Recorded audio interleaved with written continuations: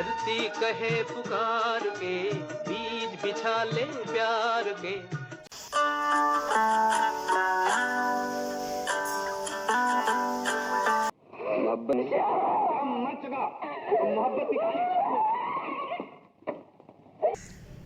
बलराज साहनी रावलपिंडी के करीब भीरा में पैदा हुए। इब्तदाई तालीम उन्होंने वहीं हासिल की। बीए करने के बाद पंजाब यूनिवर्सिटी से उन्होंने इंग्लिश लिटरेचर में एमए किया और किसी कॉलेज में प्रोफेसर लग गए, लेक्चरर लग गए। वो शुरू दिन से मज़दूरों के हामी थे।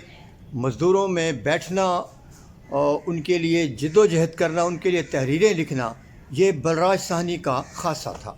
लेकिन अभी भी उनके जहन में अदाकार बनने का जो एक जुनून होता है वो अभी तक उनके दिल में शायद नहीं आया था। 1940 में ये लंदन चले गए।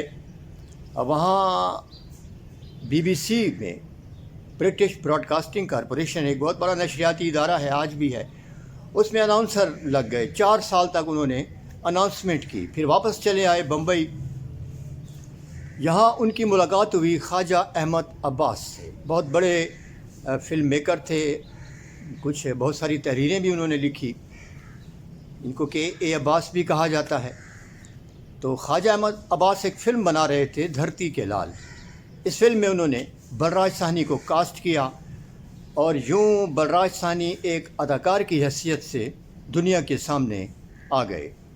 जा रहा है तू जाने वाले, बात जितनी भी संगीन होगी सुबह उतनी। इंडिया के एक बहुत बड़े फिल्म मेकर बिमल राय को अपनी एक फ़िल्म के लिए एक ऐसे आदमी की ज़रूरत थी जो शक्ल से मुफलिस गरीब नज़र आता हो।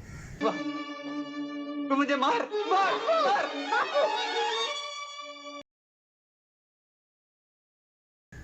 तो किसी ने उनसे कहा कि हमारे पास एक नौजवान है, वो शायद आपको अच्छा लगे।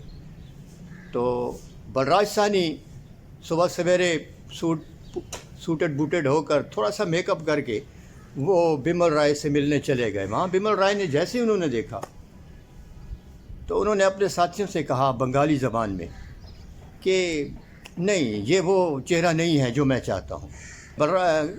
बिमल राय ने सोचा होगा कि इसको बंगाली नहीं आती, लेकिन वो बंगाली भी जानते थे।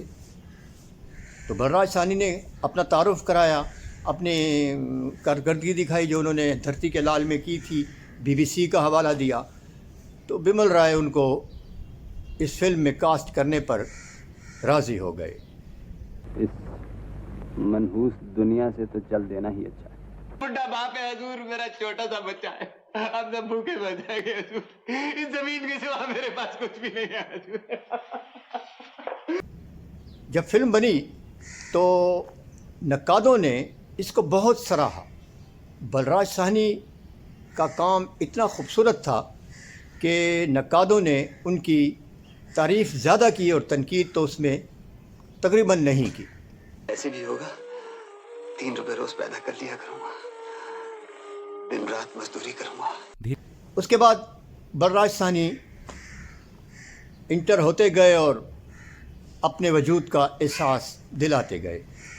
बलराज साहनी अपने हम असर तमाम अदाकारों से यूं भी हमें थोड़े मुनफरिद नज़र आते हैं कि ये अफसाना निगार भी थे और रेडियो में भी उन्होंने काम किया था।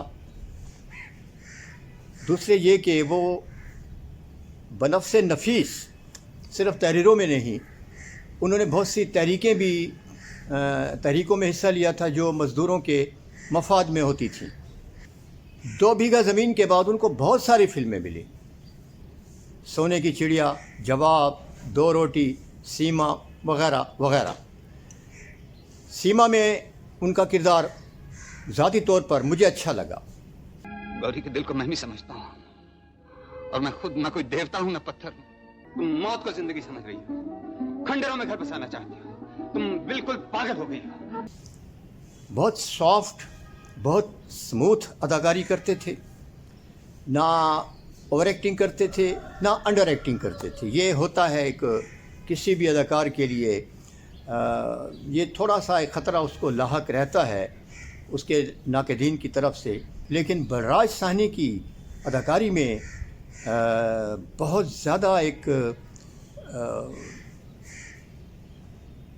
नेचुरल अंदाज हमें नज़र आया। बच्चों तो समझ गया रे बेटा, लेकिन इस तरह भूखे रह रहकर हम कितने पैसे बचा सकते हैं। बलराज साहनी की एक और खूबी वो था उनका गाना पिक्चराइज करने का फ़न।